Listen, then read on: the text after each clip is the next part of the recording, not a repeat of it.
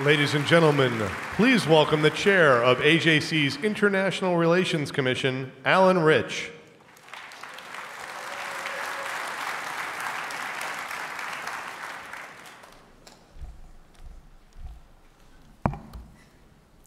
Good evening.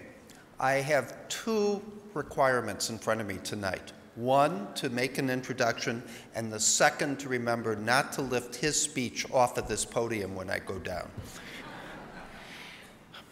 My name is Allan Reich. I have the privilege of serving as the chair of AJC's International Relations Commission, and also I serve on the Executive Council.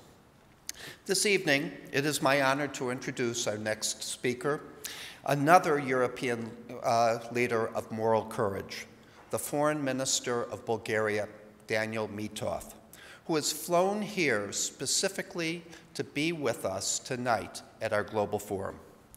AJC's relationship with Minister Mitov dates back to the minister's time in Brussels, where he had frequent contact with our Transatlantic Institute, which we established in Europe's capital more than a decade ago. On a personal note, I had the opportunity to meet Minister Mitov during a truly memorable AJC diplomatic mission to Sofia this past March. Despite the unexpectedly cold and snowy weather, which incidentally transformed beautiful Sofia into a veritable winter wonderland, for which I was not appropriately dressed, I wish you could have been there with me to see the warm and dynamic country that Bulgaria is today. Bulgaria is a steadfast ally of the United States, of NATO, of Israel, and of the struggle against terrorism and extremism. Bulgaria is not a new player in this struggle. In fact, it played a decisive role in 2013 when the European Union labeled Hezbollah's military wing a terrorist organization, an initiative that AJC actively endorsed. Simply put, without Bulgaria's courageous leadership, and I want to repeat that, without Bulgaria's courageous leadership, Hezbollah would not have been added to the EU terror list.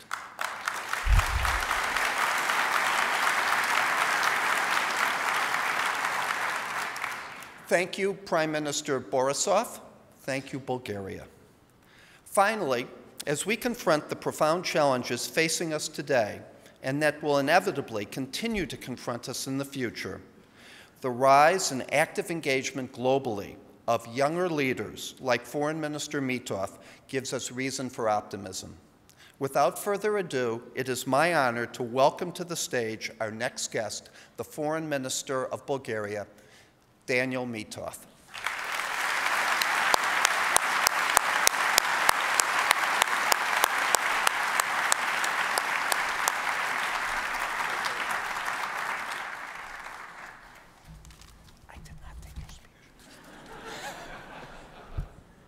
I'm really grateful for having my speech here.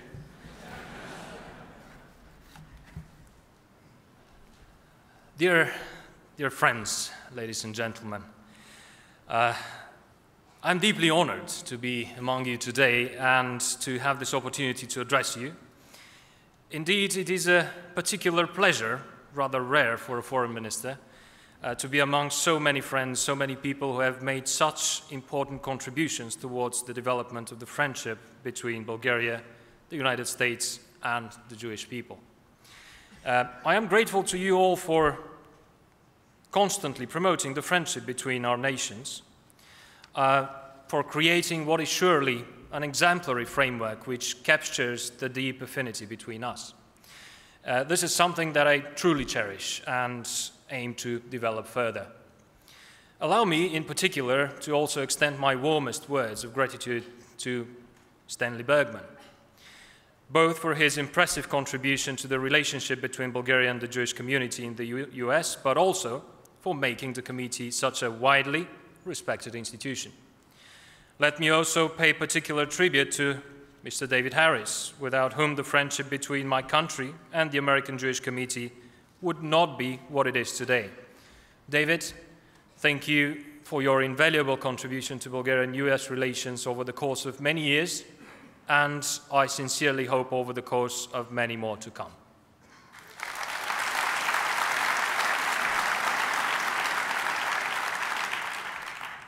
I value tremendously AJC's extremely competent and consistent support over the years as regards Bulgaria's transition to democracy, accession to NATO and the European Union, the development of our strategic relationship with the US, as well as the attainment of a most favored nation trade status with the US. Your contribution to what my country is today is noteworthy: a society which is free and anchored in Western institutions, a society in which our Jewish community lives openly and freely. I am also very familiar with your work in Brussels, where I've had productive collaboration with the Transatlantic Institute, as it was already mentioned, and its director, Daniel Schwementhal. I'm also convinced that the AJC will make further important contributions to the continued strong role of the United States in the international affairs. A destabilized global world needs more than ever an engaged America, an indispensable anchor of the current order. Our focus in this regard is on the strengthening of NATO and its eastern flank, the creation of a transatlantic market and energy independence. I belong to the generation that grew up just after the fall of the Iron Curtain and vividly remember that the 1990s were in thrall with a great illusion, a hope that humanity had once and for all ended, resorting to war and conflict, a hope that the conclusion of the great ideological clash of our time would put an end to such conflicts in principle. The system of international affairs of today still bears the features of that illusion, in which liberal democracy would effortlessly spread around the globe. After the fall of the Berlin Wall and into the 90s, democracy really did appear to be without alternatives. It really did seem that prosperity can be only grounded on liberty, and vice versa, that authoritarianism and poverty would inevitably collapse under the strength of a dream of freedom. It was precisely this sense of absence of alternatives that was at the core of the international system in that decade. Further strengthened by the conviction that fluid, open borders between democracies and non-democracies would lead authoritarian and totalitarian regimes to crumble and democratize. This was the strategy of soft power, which slowly but surely would lead to change for the better. Clearly, the situation today is different. September 11th, the terrorist acts in London, Madrid, and Paris, the criminal annexation of Crimea and the war in eastern Ukraine, and the horrific activities of ISIS in Syria and Iraq all illustrate the return of alternative political and social models around the world.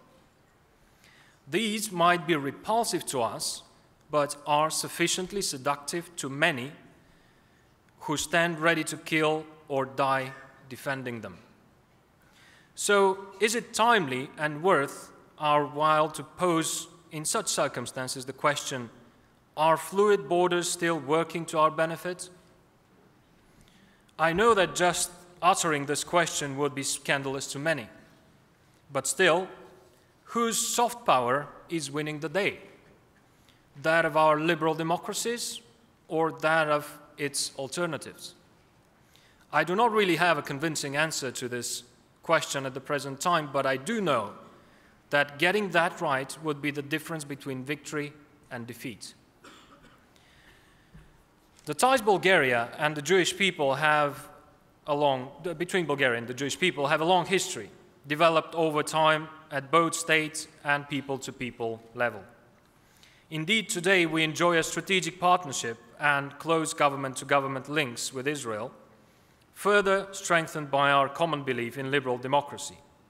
The last few years have seen a constant deepening of cooperation, covering an ever widely number of areas: defense, security, IT, tourism, agriculture, social contacts, etc. I am determined that we will continue to widen its scope and intensity. We also have historical links with the Palestinian people, a people with a right to an own state, but also an obligation to respect the integrity and the security of its neighbor. One can hardly envision an alternative to a situation where two states will exist side by side in peace and security. Moreover, the growing instability in the wider Middle East makes such an approach even more urgent. As ever, Bulgaria will continue to support and contribute to all efforts aimed at progress on the basis of negotiations, not violence and unilateral acts. Much has changed in the wider Middle East.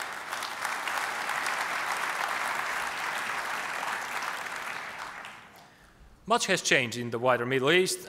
In the last few years, the era of hopelessness and fear is gone. Social change is sweeping throughout the region. The people want their voice to be heard. They want an end to nepotism and economic stalemate. But transforming these desires into an orderly transition, turning them into institutions, is proving hard and will take time. We need to continue to help with economic reform, market access, institutional change, greater interaction between people, cooperation between civic organizations, etc. Our commitment will be tested not by the strength of our enthusiasm for change, but by the perseverance of our assistance. Moreover, there are increasing reasons to be concerned. Terror is on the rise. Entire states are being fractured with the potential for further expansion of terrorist organizations. Political instability abounds. Nuclear proliferation is still a matter of concern. And economies are finding it hard to adapt to post-crisis change. Security risks are increasing in the region, and stronger cooperation against terrorism and various other threats are the order of the day. I have consistently pressed that point, and I am hopeful that most of you share this analysis and course of action. I'm also convinced that my good friend and former Foreign Minister of Bulgaria, Nikolai Mladenov, in his capacity as a UN Special Coordinator for the Middle East peace process, will make a significant contribution to addressing the challenges in the region. A few words about the situation back at home. Over the course of the last few years, Bulgaria underwent a period of instability and loss of momentum and direction, largely manufactured by opponents of the European and the Euro-Atlantic geopolitical choice of the Bulgarian people. But 2013 and 14 witnessed the resurgence of Bulgarian civil society, its maturing into a real force for change. The Bulgarian citizens have handed us the task of further embedding the country in the EU and NATO, making ever more irreversible the choice of liberty, dignity, human rights that we all made after the fall of the Berlin Wall. At the same time, the country is becoming a borderline state facing increasing security risks. We are facing growing regional instability as a result of numerous wider processes, the rise of ISIS and geographical spread of terrorism, increased migration and refugee crisis, political instability across the Mediterranean region, but also due to the aggressive and revisionist behavior of Russia, which is undermining the pillars and values of the post-war European order.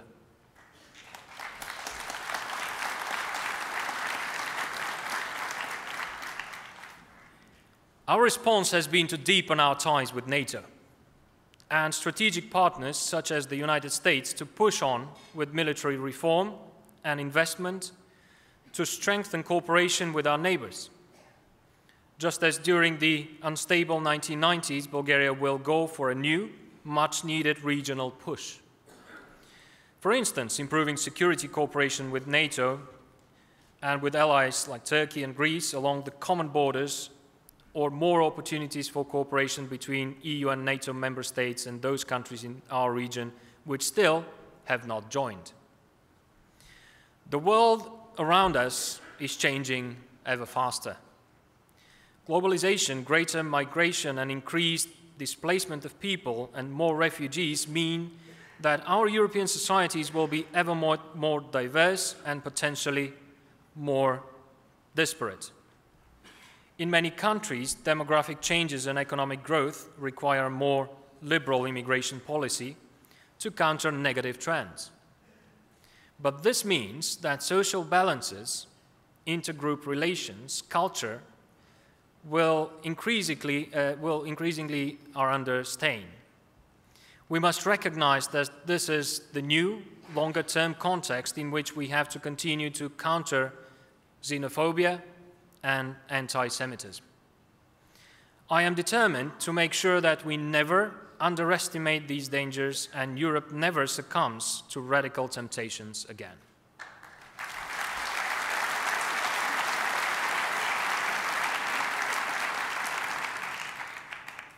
Now, more than ever, we need to remind ourselves of the fragility of tolerance, to make sure that the lingering danger of the return of hatred towards others does not advance a single inch, that the constant risk of the banality of evil is countered every step of the way, and that we never see the ugly face of persecution and intolerance again.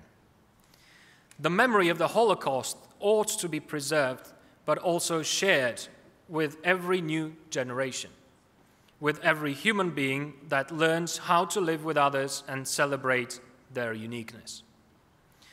Bulgaria has a cherished tradition of interethnic and interreligious tolerance, but we must never cease strengthening it. This is a prime responsibility of my generation of Bulgarian politicians. We have to be determined politically, innovative in policy, entrepreneurial in responding to the pressures of this new environment, and in preserving the values of tolerance and human dignity. We have a rich history to draw from, centuries in which Christians, Muslims, and Jews not only lived peacefully side by side, but created a culturally diverse and rich society in a turbulent part of Europe. A wonderful patchwork of different, yet mutually enriching traditions, customs, habits. Moreover, this tradition goes beyond mere cohabitation. Indeed, Bulgarian Jews have become an integral part of society, part and parcel of our community. Even more importantly, this rich history has been made possible by the conviction and efforts of millions who make this happen on a daily basis. Bulgaria has a tradition of standing up and fighting for this invaluable achievement. Citizens and politicians arose to save the lives of nearly 5,000 Jews, compatriots during the Second World War.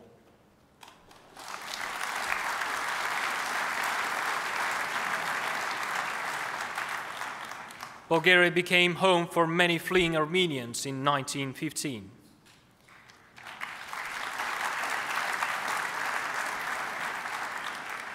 Later, for many Russians persecuted by the Bolsheviks.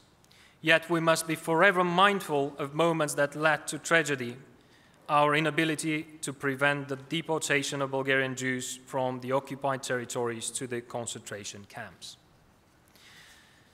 I believe that the tragic experience of the Holocaust carries a universal message. It symbolizes the tragedy of human failure to counter evil, to recognize and act when that evil stares us in the face. But the memory of the Holocaust is also a call to action, a call to remain ever alert and act to ensure the peaceful and mutually enriching coexistence of different peoples, faiths, cultures. I firmly believe that the future of our globalized world can only be assured on the basis of that latter conviction. Thank you very much for the attention, and let me once again reiterate what a big honor for me it is to be here. Thank you.